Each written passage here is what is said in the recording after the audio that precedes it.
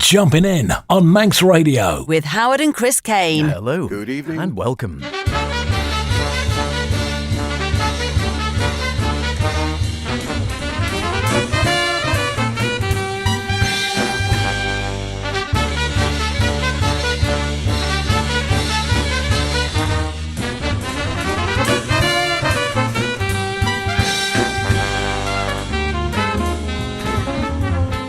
And welcome once again to Jumpin In here on Manx Radio, 9 o'clock on a Saturday night, the time you are guaranteed of hearing some of the best modern jazz and contemporary sounds on the planet with myself, H. And me, Chris. Yes, welcoming along to this week's Jumpin In. And it was this day, 110 years ago, the three Italian handymen walked away from the Louvre with that enigmatic smile tucked under their arms. Yes, Leonardo's Gioconda was missing for 2 years, and the media sensation when it was retrieved was largely responsible for making it one of the most famous paintings in the world. So although the media was not so instant then, you could still bank on it. Speaking of banking on it, which artists have you been putting through the shredder this week, H? Well, rather appropriately looking at the sea at the moment, we might have a bit of motion sickness. Different take on Paul Motion's music. A Birthday Boy, well-known one, and there were great fans of his. A bit of Contre la Indecision. I'm always indecisive. And You Better Believe It with Gerald Wilson. And from me, well, we parachute diagonally into the mysterious deep, but not without first wishing happy birthday to the kid from the Redbank. Let's start with a bang.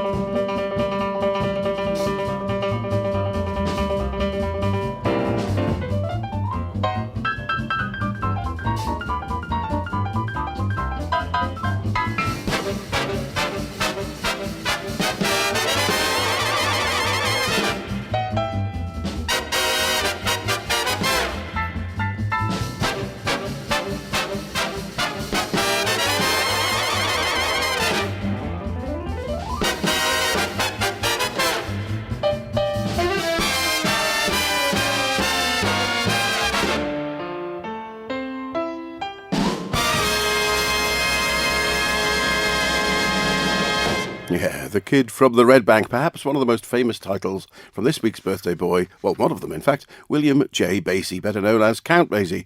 He was a native of Kansas City, Missouri, and that was taken from perhaps his best-known release, The Atomic Mr. Basie. In fact, This particular was a reissue, the complete Atomic Mr. Basie, which combines two fantastic albums together. The original plus Basie Plays Hefty, as all of the compositions on both albums were composed and arranged by Neil Hefty. And what a great band. Thad Jones, Joe Newman, Snooky Young and Wendell Cully on trumpet, Henry Coker, Al Gray, Benny Powell on trombone, Marshall Royal on clarinet and alto, Frank Weiss on alto tenor and flute, Frank Foster and Eddie Lockjaw Davis on tenor, Charlie Fuchs on baritone, Freddie Green on guitar, Eddie Jones on bass, Sonny Payne on the drums, Joe Williams vocals, and of course the Count on the piano. And today would have been his 117th birthday. You cannot go wrong with a bit of Basie. I used to love it actually when I remember when I was a little bit younger, and I think Oscar Peterson had a show on BBC Two, I think it was. Yes, that's right. And he had, Joe Pass was playing or whatever, and I think Don Weller played there one time with Brian Spring on the drums doing Gingerbread Boy and such like. And then sometimes he'd say, "Oh, right," and they'd do a duet sometimes with Oscar and Count Basie, who was still obviously alive in those days, going back a few years. And the difference in styles, and the one thing I always remember with Count Basie, his hands were almost parallel with the keyboard. They seemed to be sort of just hovering above the keys and virtually flat, whereas you see other pianists that would have their hands almost at sort of right angles. And Basie's hands are sort of flat over the keys. I wonder if they sit on YouTube, those, because he did duets with lots of people. Keith Emerson, Chick Corea, Herbie Hancock, lots of different people on that show with Oscar. Terrific stuff. To another keyboard player, perhaps, I would suggest, not as well known as Count Basie, and a very different style, but none the worse for that. And a gentleman, he's always been around for a long time, perhaps never sort of getting to the top or really coming above the radar, but always there and doing fantastic stuff. Bobo Stenson, I'm talking about, a stalwart of the ECM label, among others, still playing. I think he's getting a fair age now, but still playing to the best of my knowledge. We hadn't seen him for a few years. I was trying to think when we last did. I remember talking to him. I think it might have been Bath or Cheltenham a few years ago. And I think I got his phone number on the suggestion then. So it must have been before social media and such like, I think, saying could we do an interview sometime. We never did, or never have thus far. I'd love to do it at some stage, should our paths cross again, or even see if we can get him online sometime. That'd be a nice one. He's had numerous albums out. This, I think, was his last on ECM, and I just heard it somewhere quite recently. I thought, wow, haven't played any Bobo for a long time, and how much I do enjoy his music. So this is Contre l'Indecision, which was on ECM, I think, again, 2018, so I think it was his last one. I'm hoping he might be bringing out another one. Like all of them, they're thoughtful, they're beautiful to listen to, peaceful, introspective, occasionally swinging. Here's Kalimba Impressions.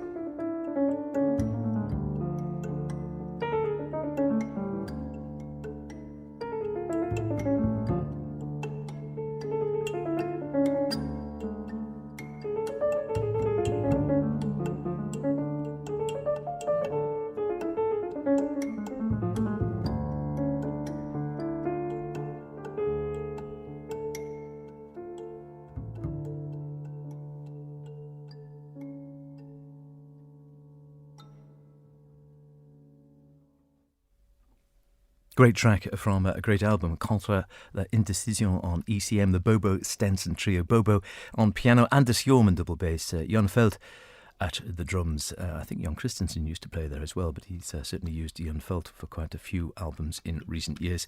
I'm hoping there'll be another one coming out from him. Like I said, I think he's still knocking around. We haven't had a chance to see him in several years, and we were just saying it was either at the Cheltenham or Bath Festival quite a few years back that we last saw him, I think playing a solo set if memory serves correct. Nice chap, like I said, wonderful pianist, and has been around for many, many years, 40 odd years plus, but always in that sort of floating around in that sort of mid-region, if you know what I mean. He never seemed to, it's never disappeared, and he's never sort of gone right to the top and sort of hit the big time, or so it seems. He always seems to be on that European circuit, and yeah, just wonderful playing, really always nice and sort of laid back, and has that sort of introspective ECM sound, which I've always been so fond of.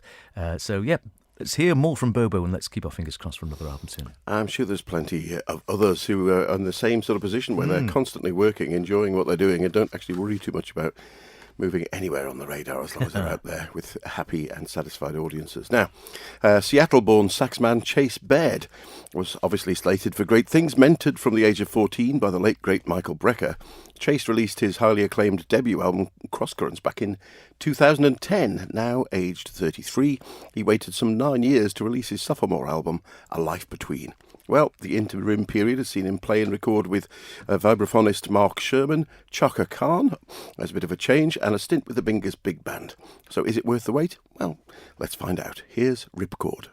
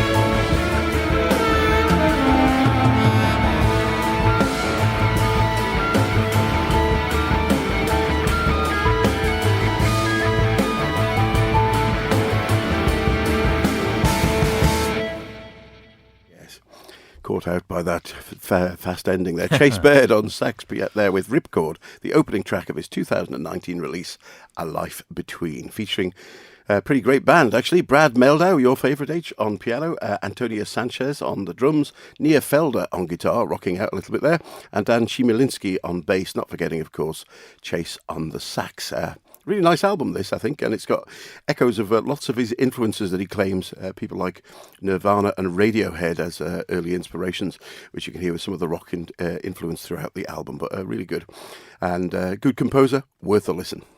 Worth a listen indeed, as is this, Motion Sickness. Yes, not necessarily the best title, who'd have thought, for an album, but of course this is Motion spelt Motian. As in Paul Motion, the music of Paul Motion, for the love of Sarah. Bumped into it in the second-hand rack when I was away for the first time in God knows how long, 18 months plus, and happily down in the smoke, and managed to get into one of our favourite record emporiums and saw this on the second-hand racks. Celebrating the music, as I say, of Paul Motion, a group of musicians led by Matt Manieri, here father and son on the violin, quite often done a lot of free stuff on viola, so an interesting lineup. James Macefield on mandolin. Yes, you heard me right. Mandolin, John Herbert bass, Jeff Cosgrove at the drums. Recorded in 2011. Let's hear their take on Motion's Mumbo Jumbo.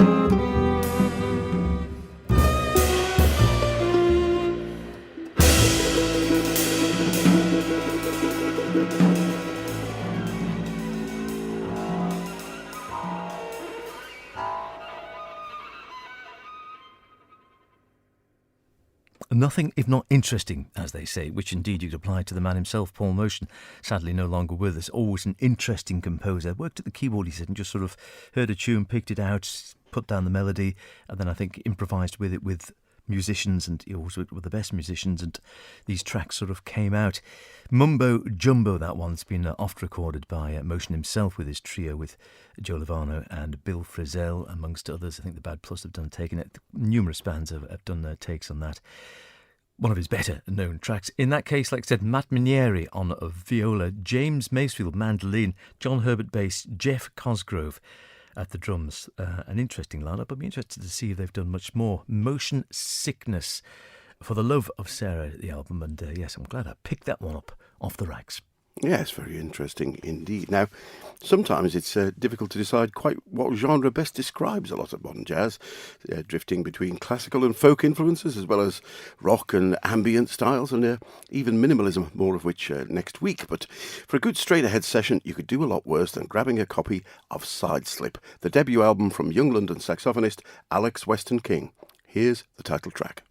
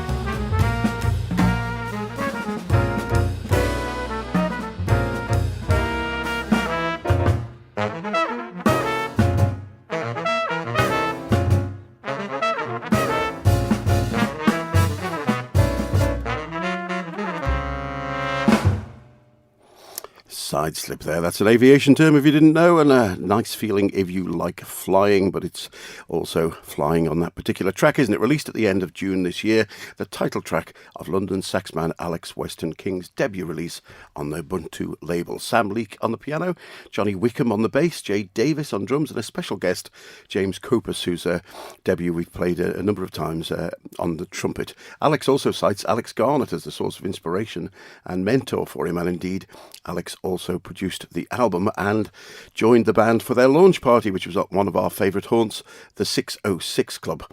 I'm really missing that, and I'm hoping we'll be back there for the London Jazz Festival. Thanks to Ubuntu for sending us through that copy. Unfortunately, or unfortunately, I suppose, such was the strength of the music, I'd already bought it.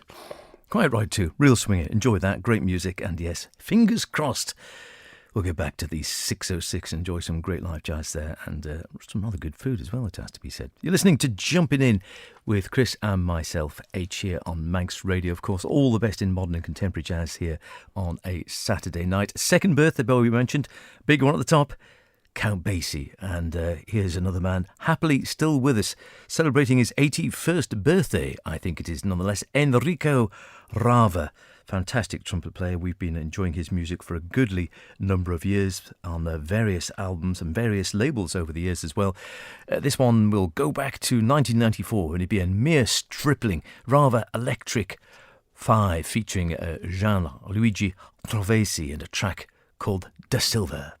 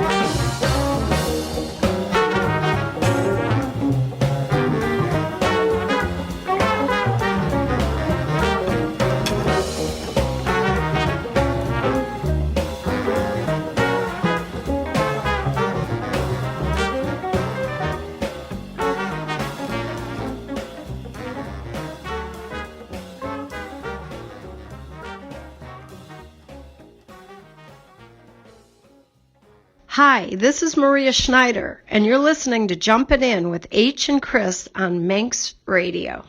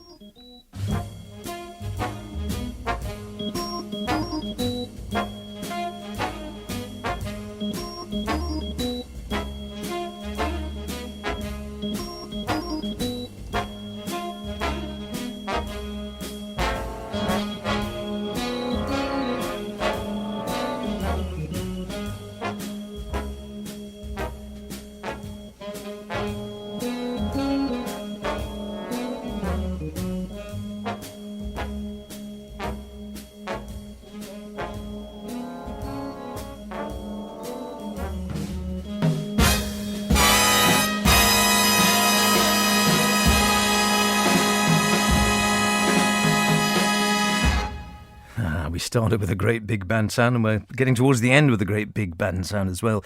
Gerald Wilson, you better believe it. Great fan of his music ever since our friend John, I think, turned us onto his music some time ago when we were talking to him at the Southport Jazz Festival. They've got numerous albums out. You better believe it. The 17-piece orchestra of Gerald Wilson, featuring the jazz organ of Richard Groove Holmes. Fine player he, not Jimmy Smith, Richard Groove Holmes. Great stuff on Pacific Jazz Records. And before that, yeah, happy birthday. 81 years old, or young I should think, Enrico Rava, our second birthday boy with his album from Electric 5. Great stuff. And if you get the chance to see him, he's got a great sense of humour as well. Well, that's about it for this week's Jumping In. Be sure not to miss next week's special Minimalism in Jazz show when we get to chat with the master of Zen Funk himself. Still the same length of course. Nick Birch. Yes, tonight we just got time for one more track from London-based pianist, synthesist and composer Maria Chiara Argiro. Originally from Rome, she's been had quite a career since finishing a BA in jazz back in 2013, playing in Asia, Mexico, the USA, where she supported Bjork at the Hollywood Bowl. She's currently involved with a number of musical projects, including Liran Donin's 1,000 Boats, and we interviewed him, and Alpha Mist. But we're going to hear a track from her own release, recently released, Hidden Seas, with Sam Rapley on sax and Andrea Biasio on bass. Until next week, here's Nautilus. The bare minimum then. Bye for now.